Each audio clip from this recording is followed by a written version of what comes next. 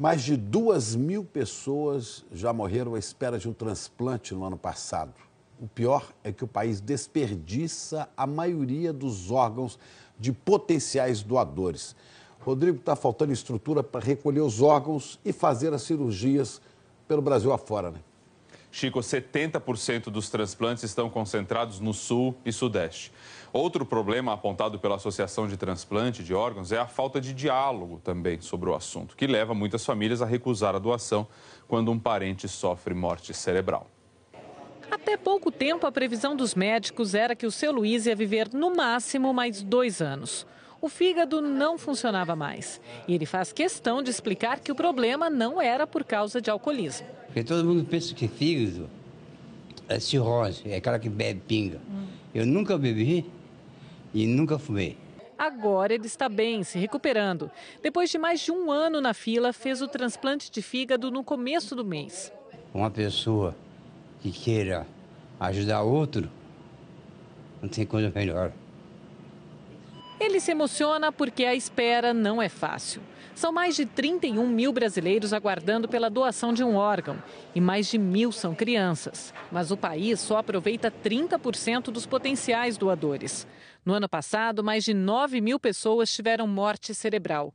Menos de 3.000 viraram doadores. Como cada doador pode salvar até 8 vidas, essas quase 7.000 doações que não chegaram a acontecer poderiam ter salvado cerca de 55 mil vidas.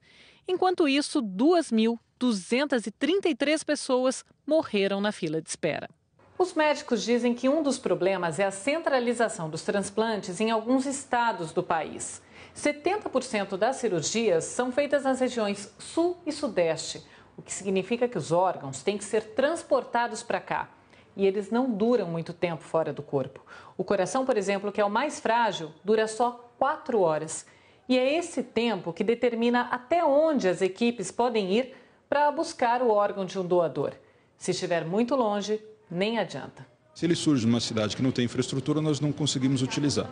Então, nós precisamos melhorar as centrais de captação e implantar centrais de captação em todas as capitais, inicialmente. A Cíntia mora em Mato Grosso. Depois de 3 anos de hemodiálise, precisava de um rim e um pâncreas. Poderia ter feito o transplante duplo de uma vez, mas quando foi chamada, não dava tempo de chegar ao hospital em São Paulo.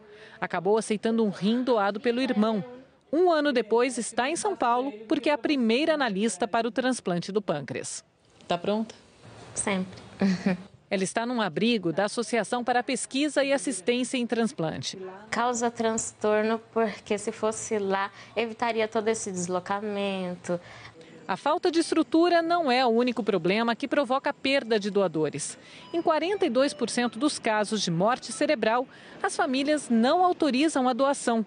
O cirurgião que operou o seu Luiz acredita que o melhor é discutir o assunto e tomar a decisão em vida. Eu vivi uma situação familiar, eu vivi uma situação muito próxima, na verdade, da minha família, e que era uma filha única e que tinha tido um acidente de bicicleta, formada em medicina. Ela estava no 6º ano de medicina e a família teve que decidir. E eles vieram conversar comigo, não como médico, mas como família. E eu fiz uma única pergunta para eles. Eu falei, o que vocês acham que ela gostaria de fazer? E não tem dúvida, o transplante foi um sucesso, várias pessoas se beneficiaram e assim foi. O Ministério da Saúde disse que 26 capitais podem captar órgãos e fazer algum tipo de transplante. E afirma que, apesar das dimensões continentais, o Brasil tem um dos maiores sistemas públicos de transplante do mundo.